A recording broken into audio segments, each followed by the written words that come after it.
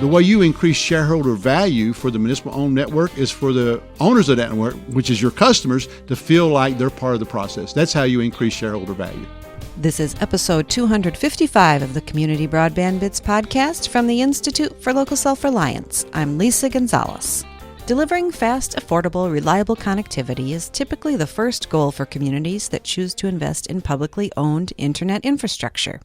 There are different business models, and local governments usually hire consultants, like this week's guest, to help them flesh out which model suits their unique situation.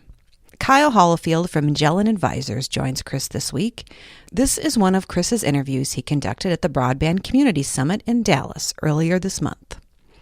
Magellan works with communities across the nation looking for ways to improve connectivity.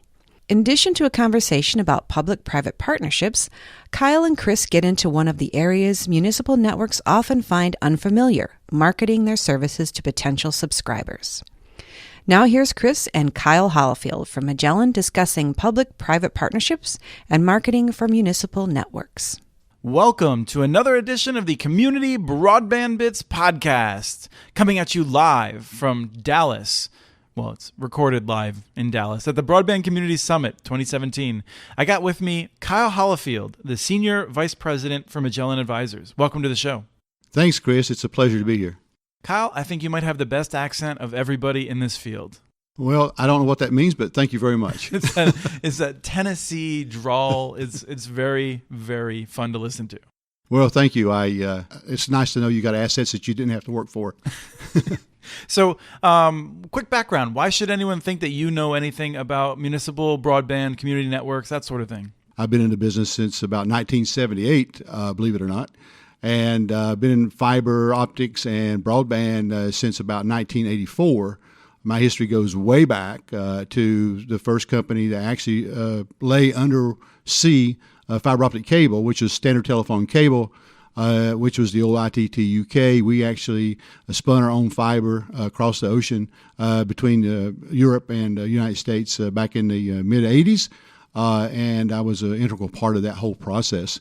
So that's kind of where the broadband piece started from the operations side.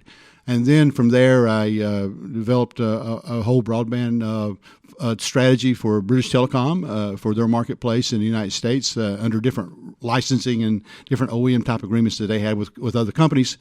And then beyond that, started and founded my own company in technology around IP voice stacks in 1987 and until 2007. I also have worked in municipal broadband in the Commonwealth of Virginia for over 5 years, helping establish. I had a lot of help establishing a very successful community broadband triple play provider.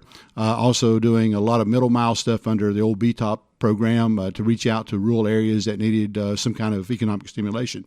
And you gave a lot of advice. I mean, you have a big background in marketing before broadband. You got all this broadband expertise, and I know you've worked with a lot of communities over the years. Yeah, I mean, the marketing piece actually came out of Procter & Gamble.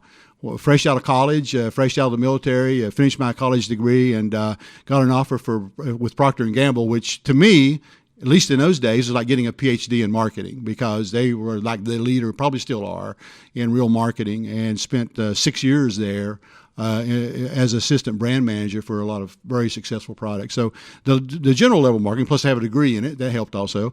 Then on the community broadband side, obviously spent a lot of time on business development and marketing. And one of the things that I think really was a huge help for myself personally, and also maybe for the industry in some ways, is at the organization I was at, we had so many requests from other communities around the country saying, how did you do this? Can you help us? So we began to help people just for free when we had time. And unfortunately, or fortunately, it turned into a business. People kept saying, wow, I need more of your time. I'm willing to pay for it. So you're doing a lot of work with Magellan now and working with cities. And one of the things I've been talking to folks about at this event is trying to get a sense of whether we are seeing, we know that we're seeing a massive uptake of cities that are studying this. Are cities actually doing things, or are they just studying what they could do? Well, in our experience, they're doing both. and this is an estimate. I don't have empirical numbers because I really haven't studied that part of it to any detail. But I would say roughly about 50% of the clients that engage us to do a feasibility study goes much beyond the feasibility study. Now, it may not be a full build out but it may be they just adopt smart community policies that allow them over time to build a network. Or it could be that they take the next steps of doing a pilot project to see how it goes. At least 50% of our clients are going to what we call the next step and getting board approval or commission approval to move forward in some ways that would enhance the opportunity to expand broadband. I think some of the people that listen to this show are frustrated at some of those interim steps. And I think when we look at history, a lot of people misunderstand Chattanooga or other utilities that are in the news, Lafayette, Louisiana. Like a lot of these utilities, they didn't just say, we're doing nothing today, tomorrow we're building out fiber to everyone. These interim steps, I mean, you've been in this business longer than I have. It seems pretty common that it's not an aberration that so many cities are starting small. That's correct, because you have to remember that, first of all, they're really averse to risk. And they also have a fiduciary responsibility to the ratepayers, to the taxpayers, and to the community in general. And it's a balancing act because they really have three basic responsibilities. First responsibility is to take care of the community assets in a very responsible way. The second responsibility is to try to have some kind of control over the community's progress in the future. And the third is to try to figure out how to best leverage the assets that the community has in a way that will create an environment that will allow for more economic development, allows for, we call it a better quality of life. The term has been used way too much, but it certainly is. But in things like better education services, better healthcare services, we see a lot of aging in place now on the healthcare side, especially in rural communities, and that's becoming really dependent upon broadband.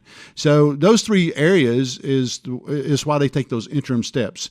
They want to make sure, as much as possible, that they lower the risk and also leverage the most out of the reward that they would get on what risk that they do take. Now, I don't want to tar the communities you're talking about that are taking these initial steps, but there's perhaps the 50% of the communities that are not moving forward. This morning I was talking with some folks from an ISP that work with cities, and we were talking about this I want a pony problem, which is something Harold Feld termed, and I think it's a great term, for cities that basically say, look, this is what we want. We want fiber to every home. We want control of it as a city. We want it to be open access. We don't want to pay a dime. We want you all to build it for us. And I'm curious, when you are dealing with a community like that, how do you respond? Well, I would take it further. I call it the sparkle pony. Okay. It's beyond a pony. Right. It's a specific breed of magic pony. Exactly. And like the great white whale, it's very elusive. Thinking about animal metaphors, one of the things that I try to convey to communities who take that approach is that it's very hard to expect private enterprise to invest in something that you won't invest in, especially when you're asking them to carry their entire load and give you some measure of control at the same time. And investment and control go together. And so one of the things I try to counsel them on is, even if you get someone that's willing to do this, the amount of control that you're going to give up, the amount of things that you may want for your community that you necessarily probably won't get, is what this is going to lead to. And then the reality is, I can't think of one case where a community has issued an RFI, an RFP, or just a press release and said, hey, come to our community. We're great people. We got wonderful opportunities. We'll help you in some ways. Maybe we'll help the permitting process. Maybe not. Maybe we'll help you with some right-of-ways. But we expect you to put up all your capital and to build a network. Well, that's just not how private enterprise works. And I think that when you throw those Hail Marys out there, it's more of an issue of trying to placate the demand as opposed to actually taking some kind of action that would be positive for the community. And I think that's really the political piece of this that sometimes we miss. Oh, I think that's absolutely right. And I railed against this in my session the other day, in which I said, this is something I've said about state leaders and federal leaders in the past. I hadn't said it about community leaders until more recently, and that's this idea that broadband is so important. It's vital for our community. We need it for the jobs for tomorrow. There's nothing more important than it, and we will not spend a dime on it. It doesn't work. Well, exactly. I mean, even your personal life, if you don't invest, you don't get a return. I mean, it's just pure economics. And I think what communities have to look at is the question is for communities is how vital is a real high-speed, very secure, extremely reliable broadband? How important is it to your future? That's really the question you got to ask. It's a very similar question to a water treatment plant. What does that lead to your community, and is it worth a 25-year investment? And are you willing to take the long view and say, hey, you know what? This is a long-term investment. This is not a retail sales operation, although it may boil down to that at some point. The reality is this is not where you're going to report to the shareholders every quarter and have a return on investment that makes you look like you're a genius in finance. What it really is a community asset to be shared by the community. One of the things that we do a lot is we do a lot of negotiations with public-private partnerships. A lot of our clients are involved today in public-private partnerships. What's important about that is the private enterprise world has a certain way of thinking and doing and working. The municipal or the community world has a different way and two different mission statements. Mm-hmm. The private enterprise is very simple. We all know it. It's to increase shareholder value, period. That's their mission. Mm-hmm. Community organizations are to serve the public. So the question is, how do you meld those two together? It's a very difficult process. You got to understand both sides, and you got to find common ground in the middle. And it's very, very difficult. So that's one thing I want to bring up sometimes. I think sometimes both on the enterprise side and the community sides, they're kind of naive about where that middle ground is, and they have a really hard time finding it. So we hope that we can bring some of those expertise to that process. Right. I've been pretty critical of, I think, too much hype in the public-private partnership, and I'm sure that you agree. I also think there's a lot of promise, and I think as we work these things out, we'll have models and more ideas. But the challenge that I have is what the term partnership means at this point.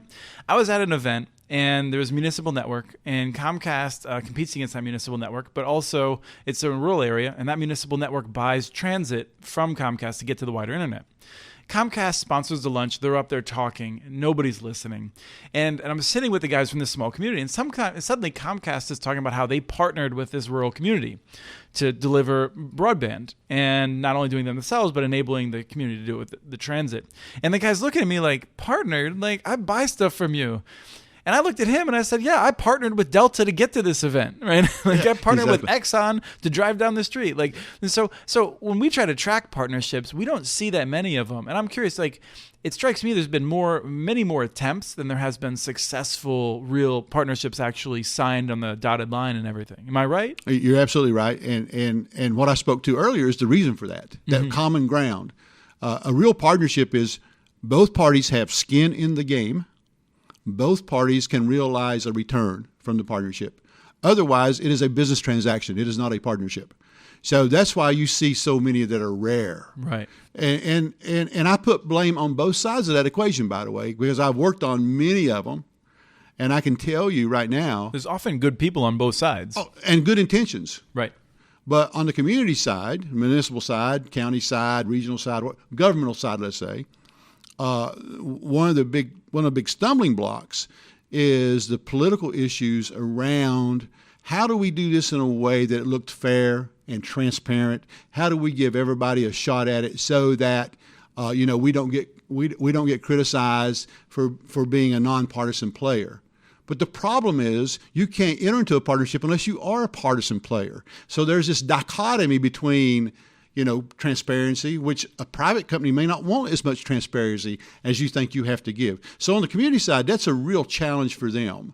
And there's ways to overcome it, but it's really you've got to think it out. You got to plan it out. It can't just be haphazard.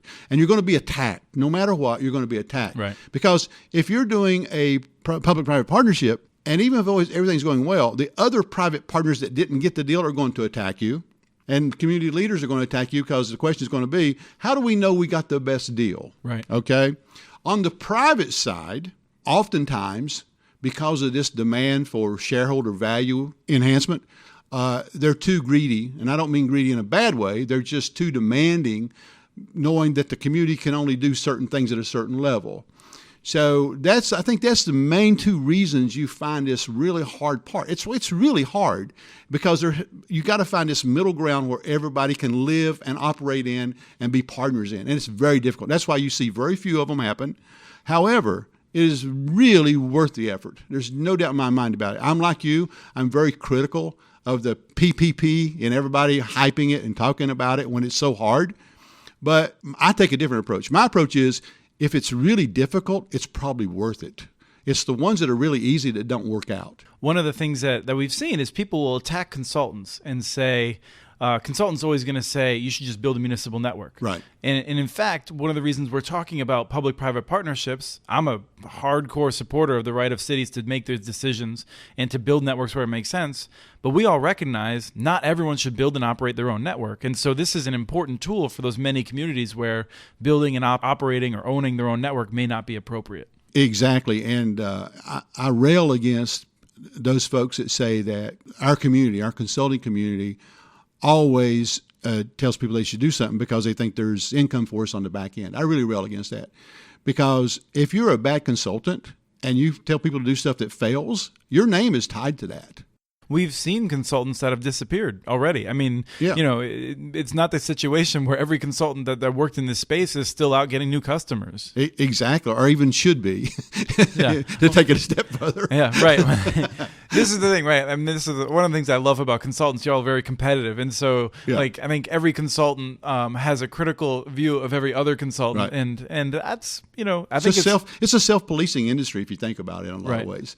Even when we've been engaged in this, and it's really important, and even if it fails, the community has learned a lot through the Right. process. They really understand how complicated and what a heavy lift this is, so the next time they take a run at it, they're not a neophyte anymore. They're loaded. They understand what their asset base is. So that's a big issue. They come to these things sometimes, don't even know what's your vertical assets worth. We don't know we even got any. Mm-hmm. That's why you need a consultant, right? How much revenue are we giving to the incumbent, and can we shift that? How do we aggregate demand? I wanted to bring that up because it's really important, because it is not a wasted time if it doesn't work, because you're prepared for the next time you have the opportunity. So I wanted to kind of really highlight that, because I've seen it over and over. Right. I just want to second that. I think it's a really good point. Communities that succeed in this are not communities that hit a grand slam the first time up to bat. They are communities that struck out, and they stuck with it, and they learned lessons, and they figured out how to make it work. Exactly. Moving to communities that have gotten on base, let's just push that metaphor. They've built a network. Yeah. Now, one of the challenges, and I think you'll agree, if we look at municipal networks that have struggled, and some that have failed, and I think failed is such a hard word because you're talking about a multi-decadal infrastructure. It could fail for 5 or 7 years and then be great after that. So, but there are networks that have not met the desires or the expectations. Right. Many of those, perhaps the majority, perhaps the strong majority, is because of a failure to, as you would say, I think, execute the marketing plan. That's exactly right. Every client we have that goes into this, and we have 3 today that are building complete networks and we're standing them up for them, and we're doing a lot of stuff for them. And when they ask me what the biggest risk is, the biggest risk is not implementing the plan that's put before you and being able to execute on that plan, especially when it comes to marketing, sales, operation, and support. Most of the time, a community has a pretty good brand when they start out, because they already provide services at some level, and we can rail against community and government and all we want to, but the reality is when that 4-foot snowfall comes, you like to see those socialist snowplows out there getting you to work, okay? And for economic development, it's really important. You want to be able to turn on your electricity without having to say, I need to meter how many things I can have going at one time. You want to be able to turn on the switch and say, I got all the electricity I ever need. That's really important. So communities as a whole start out with a net positive. Mm-hmm. The question is how to leverage that net positive and keep it going. And this is a really important piece of that, and that's called your brand. And I tell people all the time, Your brand is not what you say you are. It's what your customers say you are. That's your brand. And they forget that. They think a logo or a slogan over top of the building is their brand. And it's really not. It's what your customers say about you. Every touch point with a customer, this is really important about the implementation piece. I don't care if it's contacting the CSR to begin a service offering. I don't care if it's talking to a NOC about some kind of service issue. I don't care if it's talking to a person that runs the public relations for the city or for a utility or whoever it is. Every touch point helps define that brand. It's not just the marketing people's opportunity or responsibility. It's the entire business. So what I find is the ones that are really struggling, they don't set an expectation from above. Day one, hey, we're in a competitive environment. This is different. And everybody here is in marketing and sales. No matter what their job is, your real job is to satisfy the client, the citizen, the customer in such a way that they say, wow, I got a lot for my money. And that's really the starting point. And then you have to actually implement that whole procedure, and you have to have ways to check it, have ways to test it, and do all kinds of marketing surveys and analysis. It's a continuous. Some people think that once they reach their penetration rate that's in their business plan, they're done. No, they just start. That's the start, and you have to continue that process. Let me see if I got this right, and I'm going to perhaps overstate it just gently. People hate the telephone company. They hate the cable company. They often really like their local utility, particularly if it's a well-run one, as you're describing. Local utilities sometimes have seen this, particularly electric utilities, municipal electric utilities, and they come into it and they say, well, this is going to be easy. Half the community is going to take our services off the bat. It's technically superior. They love us. They hate our competition. Word of mouth. Boom. We're done. That's it. It doesn't seem to work out so well. That doesn't get you the majority of the market. It doesn't necessarily get you enough customers to meet your business plan. What's wrong with that approach? I mean, what more do you have to do? Well, there's not necessarily anything wrong with the thought process, but again, it's not a plan. It's a process. It's a thought. Okay. And so all of us in our life make assumptions every day that don't work out. Whether it's, should I turn right here at the traffic signal or should I go straight? How do I get there quicker? Those assumptions are not based on facts. They're just based on our feeling.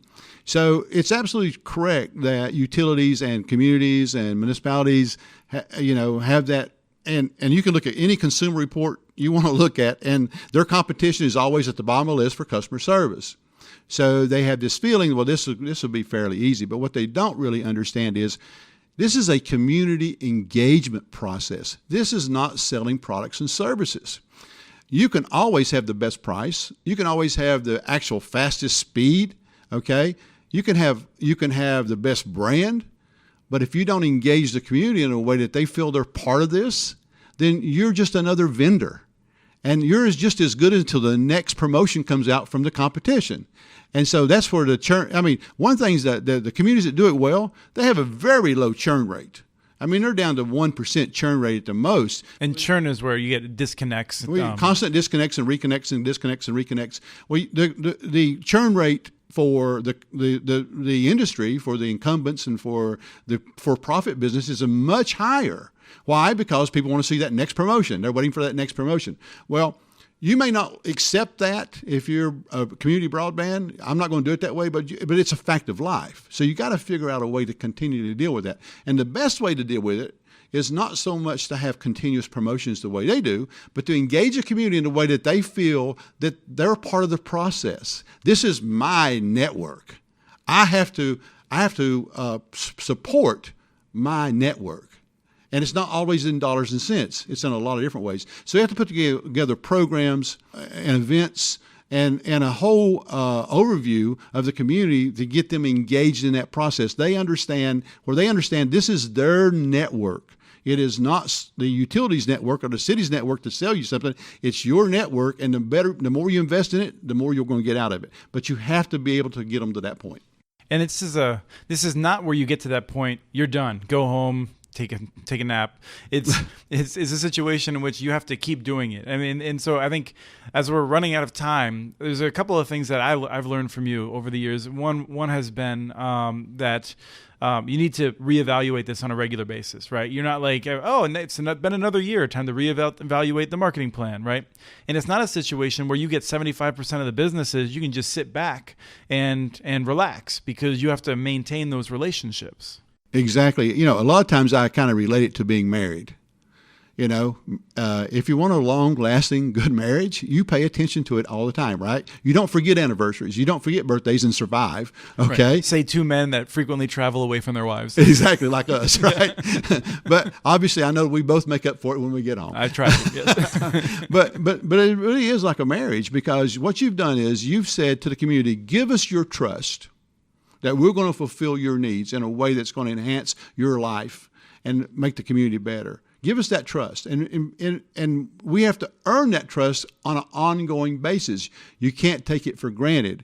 So, and we don't have enough time today to really go in all the details of the way you can do those things.